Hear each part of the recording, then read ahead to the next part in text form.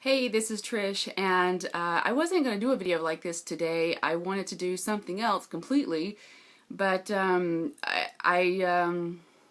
wound up working on something that actually I thought was not due yet, and it turns out it's actually past due.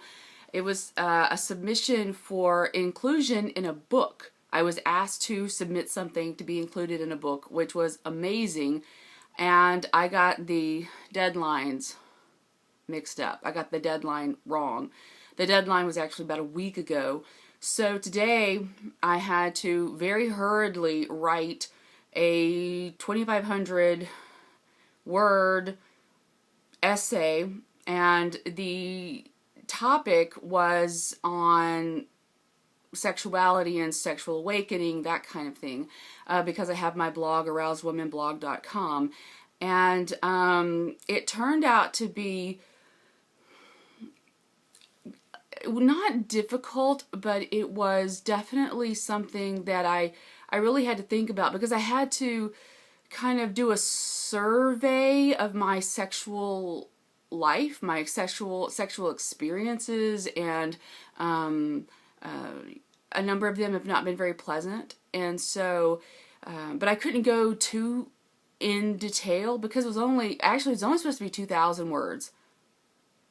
Mine wound up being 2,500, so they could kick it back just for that because it's 500 words too long.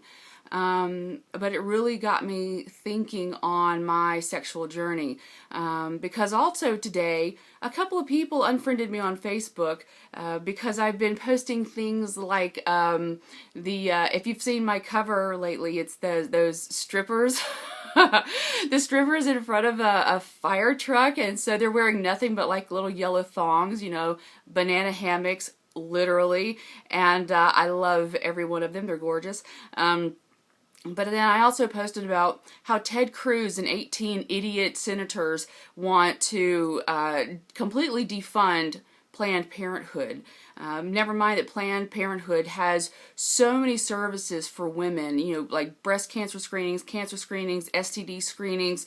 It's just abortions only account for like 3%, and taxpayer money does not go to those procedures, so it's nuts. And then I posted this thing about how on August 23rd is Go Topless Day, because if you post a picture, like my picture of the men, the strippers, in front of the fire truck, that's my cover right now for Facebook, very delicious. They're just nipples all over the place, but they're male nipples, and that's okay. But if I posted my nipples, then I would be banned from Facebook. I would be cautioned, because it's obscene. Women's nipples are, for some reason they're still considered so horrible. Facebook still takes down pictures of women who are breastfeeding. I mean, because women's bodies and women's breasts are so hypersexualized that you can't separate. The Facebook morality police can't separate and Pinterest too. The idea that the breast function is actually to feed babies. The fact that men like them, or even that they're pleasurable for me to enjoy, my breasts are mine, but still their function is to feed a baby. But our culture is just still so crazy when it comes to dealing with women's bodies, and a lot of that comes from patriarchal asshole religion. We certainly still live in a patriarchal asshole society, so it's I don't know, it's just been a crazy day. People have been unfriending me, and and I mean, I don't really care. Clearly, if those are the reasons they're unfriending me, they need to go. But it's just, writing this article, this history, basically my history of my sexual experiences, and what led to my sexual awakening, and then dealing with this same bullshit, this idea that men are entitled to tell women what we can and can't do with our bodies. These are the same kind of men who attacked me, who, different men over the years who think that they just have a right to come up and touch me because they want to. The fact that I may not want it, or the fact that they didn't ask and didn't get my consent, never occurs to them, you know. So it's been an interesting day of thinking about all of this, and you know, not all of it's pleasant, but a huge part of my sexual awakening has been in dealing with sexual trauma and just bad experiences, horrible marriage, and how I am so glad all of that is behind me. You know, this time of year, the summertime, it's actually a downtime for me because I can't do my practice the way I normally do my practice because I'm not here alone. You know, summertime, you know, when kids are out of school, you know, I'm not here alone during the day, so I can't do my practice. So this time of year is, it's always a time of seeing where I've gone, you know. And the thing is, though, is that for the past year, like last year when I was running for Congress and then dealing with the emotional stress of running for Congress, it's just, you know, I had to heal on a lot of levels. And then in October, I got hit with this this homework assignment that I was in school. I think I've talked about this. I was in school and I had to deal with this homework assignment, and it was about dealing with the house that you grew up in when you were the age of 7 to 11. Well, the house that I grew up in was when I lived not in this area. I lived in a different area, but that was the time frame when I was being molested by a neighbor. And so that just hit me like a ton of bricks.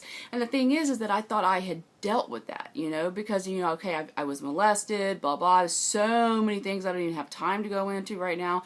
My molester was female.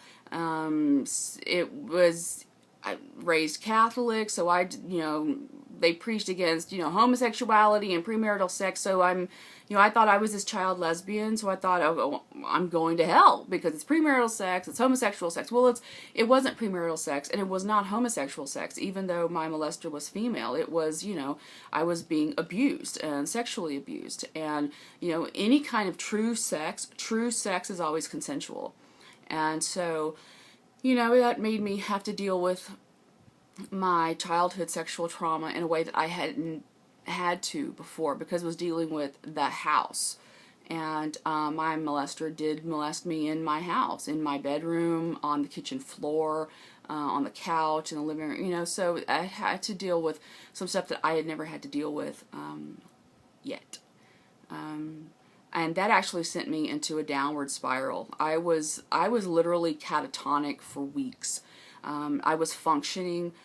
Somehow I made dinner every night, but when my daughter would get on the school bus in the mornings, I sat in my office chair and I cried. I got no work done at all. I literally couldn't move. I felt paralyzed. And I could hear this voice in the back of my head that said, move, turn the computer on, get to work, you have to work because, you know, you've got to pay rent and, you know, you've got bills to pay. And, but this went on for weeks. And, you know, you know, I'm one of those people that people always see me as very strong. And so it never occurs to anyone to ask how I'm doing. It never occurs that I need help with anything. And so I didn't feel like I could reach out to anybody. And I didn't even know how to reach out to anybody. So today has just been about reliving a lot of bad stuff and acknowledging all the good stuff and trying to put the bad stuff behind me so I can focus on all the good things, the good people, the good experiences, trying to live the best life, the happiest life that I can. I'm a single mom. I'm not rich financially in any way, shape, or form.